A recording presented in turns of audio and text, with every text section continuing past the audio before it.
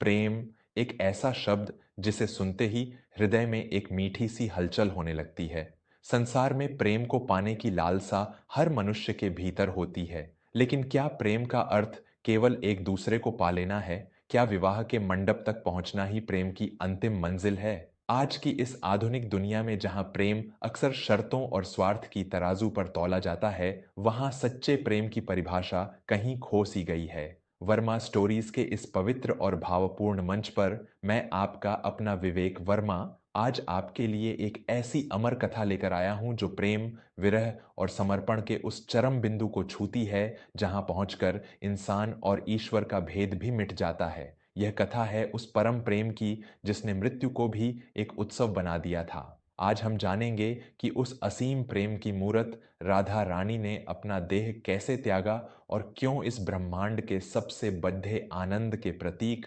भगवान श्री कृष्ण ने अपनी सबसे प्रिय बांसुरी को हमेशा के लिए तोड़ दिया। देवघर नाम का एक बहुत ही शांत और पुरानी मान्यताओं वाला नगर था। इस नगर में एक बहुत ही पुरानी और विशाल हवेली थी जिसमें 75 वर्षीय पंडित विशंभर नाथ जी अपने परिवार के साथ रहते थे। विशंभर नाथ जी बहुत ही विद्वान और संगीत के बड्डे मर्मज्ञ थे।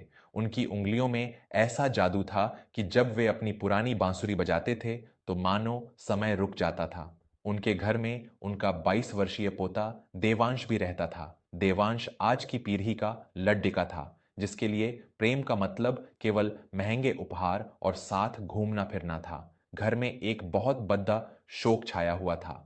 कुछ ही दिन पहले विशंभर नाथ जी की धर्मपत्नी और देवांश की दादी रुक्मा देवी का देहांत हुआ था। रुक्मा देवी को अपने पति की बांसुरी की धुन से प्राणों से भी अधिक प्रेम था। उनके जाने के बाद पूरा परिवार गहरे दुख में था। लेकिन जिस बात ने देवांश को सबसे ज्यादा हैरान किया वह यह था कि अपनी दादी के अंतिम संस्कार से लौटकर उसके दादा विशंभर नाथ जी ने अपनी उस प्राणों से प्यारी बांसुरी को अपने ही हाथों से तोड़कर बहती नदी में फेंक दिया था।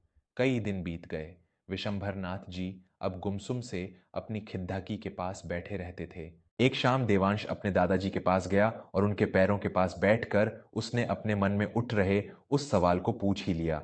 देवांश ने बहुत ही धीमी आवाज में पूछा, दादाजी, आप दादी से बहुत प्रेम करते थे, ये मैं जानता हूं, लेकिन दादी को तो आपकी बांसुरी बहुत पसंद थी। उनके जाने के बाद तो आपको उनकी याद में वह बांसुरी और बजानी चाहिए थी। फिर आपने अपनी उस सबसे प्रिय चीज को अपने ही हाथों से तो डाशकर क्यों फेंक दिया?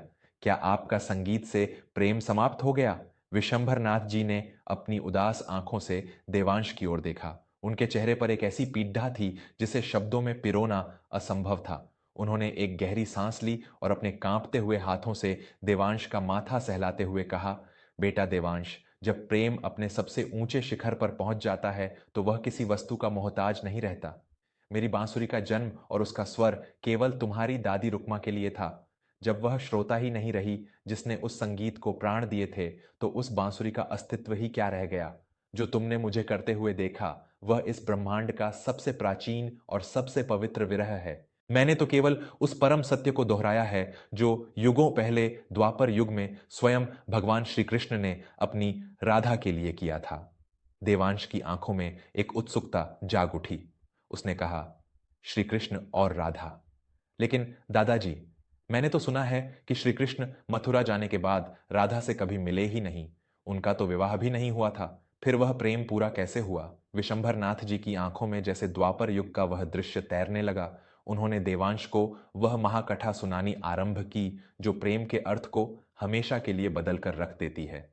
देवांश बेटा, विशंभर नाथ जी ने अपनी गहरी और शांत आवाज में कहना शुरू किया, संसार जिसे अधूरा प्रेम कहता है वह दरअसल सबसे पूर्ण प्रेम था। श्री कृष्ण जब वृंदावन छोड़कर मथुरा गए तो वे अपने साथ अपना बचपन और अपनी राधा को भी वहीं छोड़ डच गए थे। राधा ने कृष्ण को कभी रोका नहीं, क्योंकि राधा जानती थी कि कृष्ण केवल उनके नहीं हैं, कृष्ण तो इस पूरे जगत के उद्धार के लिए जन्मे हैं। वृंदावन में राधा ने अपना पूरा जीवन केवल कृष्ण के स्मरण और उनकी यादों के सहारे बिता दिया। कृष्ण ने भी राधा से दूर होकर रुक्मिणी, सत्यभामा और कई रानियों से विवाह किया, एक पूरा द्वारका साम्राज्य बसाया, महाभारत का युद्ध लड़ा। लेकिन कृष्ण के हृदय के उस एक एकांत कोने में, जहां किसी रानी, किसी राजा या किसी देवता का प्रवेश नहीं था, वहां केवल और केवल राधा रानी का वास था। देवांश बहुत ही ध्यान से सुन रहा था। वर्षों बीत गए बेटा। जब राधा अपनी आयु के अंतिम पडीडी ढाव पर आ गईं, उनका शरीर अत्यंत वृद्ध और कमजोर हो गया, तब उनके मन में यह तीव्र इच्छा जागी कि अपने प्राण त्यागने से पहले वह एक बार, केवल एक बार अपने प्राणनाथ श्री कृष्ण के दर्शन कर लें। वह अपने कमजोर पैरों से बिना किसी को बताए वृंदावन से द्वारका की ओर पैदल ही निकल पड़े ढीं। विशंभरनाथ जी की आवाज में एक भारीपन आ गया। महीनों की कठिन यात्रा के बाद राधा किसी तरह द्वारका नगरी पहुंची। द्वारका का ऐश्वर्य और वहां की भव्यता देखकर कोई भी हैरान रह जाए। राधा जब महल के द्वार पर पहुंची तो उनके मैले कपड़े और कमजोर शरीर को देखकर द्वारपालों ने उन्हें रोक लिया। राधा ने द्वारपालों से कहा कि वे उन्हें केवल एक बार कृष्ण से मिलने दें। राधा का वह रूप देखकर किसी को विश्वास ही नहीं हुआ कि यह वही वृषभानु दुलारी राधा है जिसके लिए द्वारकाधीश कभी वृंदावन की गलियों में नंगे पैर दौड़ा करते थे। तभी महल के भीतर बैठे अंतर्यामी श्री कृष्ण को अपनी राधा के आने का आभास हो गया। वे सब कुछ छोड़ नंगे पैर महल के द्वार की ओर दौड़े। जब वर्षों बाद जीवन के उस अंतिम पड़ाव पर राधा और कृष्ण की नजरें मिलीं, तो पूरा ब्रह्मांड जैसे उस एक पल में ठहर गया। दोनों के बीच कोई शब्द नहीं बोला गया। बेटा देवांश, प्रेम जब अपनी चरम सीमा पर होता है तो शब्दों की आवश्यकता नहीं होती। कृष्ण की आंखों से आंसू बह रहे थे और राधा के चेहरे पर पूरे ब्रह्मांड की शांति छा गई थी। देवांश ने अपनी सांसें थामते हुए पूछा, फिर क्या हुआ दादाजी? क्या राधा जी महल में रहने लगीं? विशंभरनाथ जी ने बताया। राधा महल में रहने तो लगीं देवांश, लेकिन उन्होंने किसी को अपना परिचय नहीं दिया। वे महल में देविका नाम की एक साधारण दासी बनकर रहने लगीं। वे चुपचाप महल के काम करतीं और दूर से ही अपने कृष्ण को देखकर सुख प्राप्त करतीं। कृष्ण भी उनका सम्मान करते और उनके मूक प्रेम को समझते थे। लेकिन राधा जिस वृंदावन की आजाद और स्वच्छंद हवा में पली थीं, द्वारका के उस सोने के पिंजरे और राजसी ठाट बाट में उनका मन घुटने लगा। उन्हें महसूस होने लगा कि इस भव्यता के बीच वे अपने भीतर के उस कृष्ण से दूर हो रही हैं जो वृंदावन के कदम्ब के पेड्डिएच के नीचे बांसुरी बजाया करता था। विशंभरनाथ जी ने एक गहरी सांस ली और कथा के उस सबसे मर्मस्पर्शी हिस्से की ओर बढ़े। जब राधा को लगा कि अब उनका अंतिम समय निकट आ गया है, तो वे एक रात बिना किसी को बताए चुपचाप द्वारका के महल से निकलकर पास के एक घने जंगल में चली गईं। वे प्रकृति की गोद में एक एकांत स्थान पर बैठ गईं और अपनी आंखें बंद करके अपने कान्हा का ध्यान करने लगीं। राधा जानती थीं कि वे जहां भी होंगी, उनके प्राण निकलने से पहले उनके कान्हा वहां अवश्य आएंगे, और हुआ भी वही। जैसे ही राधा ने आंखें खोलीं, उन्होंने देखा कि द्वारकाधीश श्री कृष्ण अपने पूरे राजसी वैभव को छोड़कर उसी साधारण ग्वाले के रूप में उनके सामने खड़े थे। कृष्ण की आंखों में अथाह पीड़ा थी। उन्होंने आगे बढ़कर राधा का सिर अपनी गोद में रख लिया। देवांश की आंखों में भी अब आंसू आ चुके थे। विशंभरनाथ जी ने उन दोनों के उस अंतिम संवाद को अपने शब्दों में उकेरा।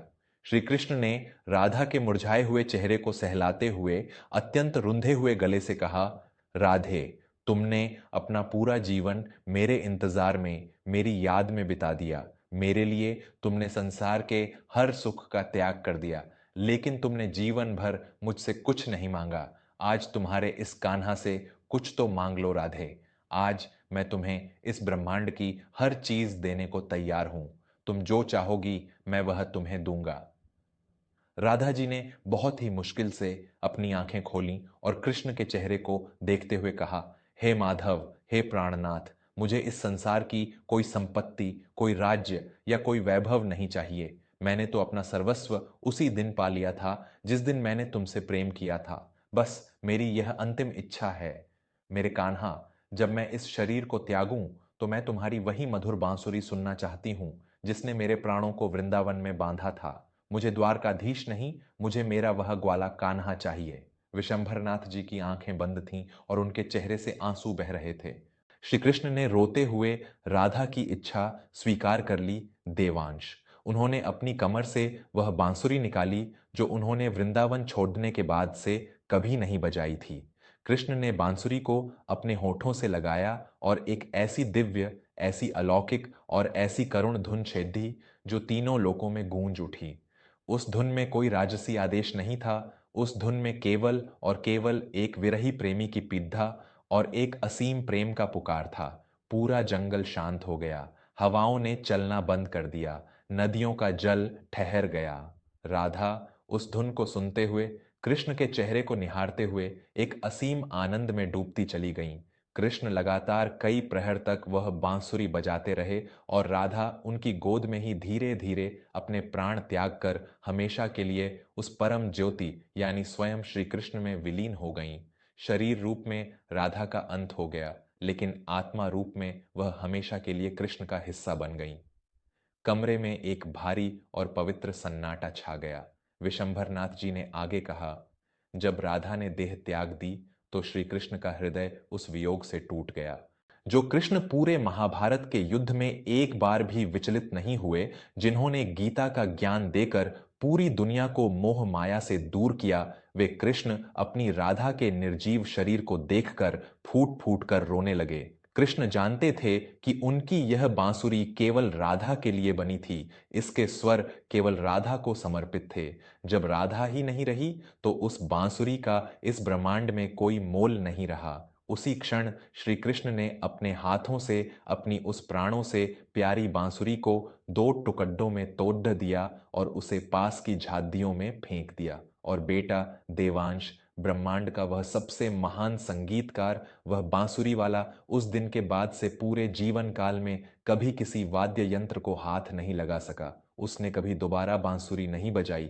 देवांश, जो अब तक अपने दादाजी के पैरों में बैठा था, उसने अपने दादाजी के हाथों को चूम लिया। उसे अब प्रेम की वह गहराई समझ आ गई थी जो उसकी आधुनिक सोच से कोसों दूर थी। विशंभरनाथ जी ने देवांश की ओर देखते हुए कहा, प्रेम लेने का नाम नहीं है बेटा। प्रेम तो खुद को पूरी तरह से मिटा देने का, पूरी तरह से समर्पित कर देने का नाम है। जब तुम्हारी दादी रुक्मा इस दुनिया से गई तो मेरे संगीत का अस्तित्व भी उनके साथ ही चला गया। जैसे कृष्ण की बांसुरी राधा के बिना अधूरी थी, वैसे ही मेरा संगीत तुम्हारी दादी के बिना निर्जीव है। दोस्तों, वर्मा स्टोरीज की इस अत्यंत भावुक और अलौकिक कथा का सार यही है कि प्रेम कभी शरीर तक सीमित नहीं होता।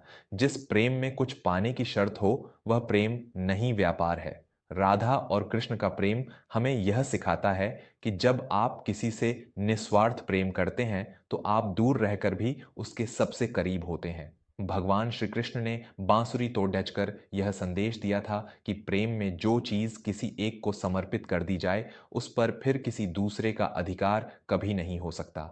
आज के इस भौतिकवादी युग में जहां रिश्ते पल भर में टूट जाते हैं, हमें राधा कृष्ण के इस अमर प्रेम से यह सीखना चाहिए कि सच्चा प्रेम वह है जो मृत्यु के बाद भी जीवित रहे और जो आत्मा को परमात्मा से मिला दे। मैं आपका दोस्त और कथावाचक विवेक वर्मा आज भारी हृदय लेकिन प्रेम के एक बहुत बड़े सत्य के साथ आपसे विदा लेता हूं। अपने भीतर प्रेम को जीवित रखिए, स्वार्थ को नहीं। मिलते हैं बहुत जल्द एक और नई कहानी, एक नए सत्य और एक नए आध्यात्मिक अनुभव के साथ। तब तक अपना और अपने परिवार का बहुत ख्याल रखें। प्रेम से बोलिए राधे राधे। जय श्री कृष्ण।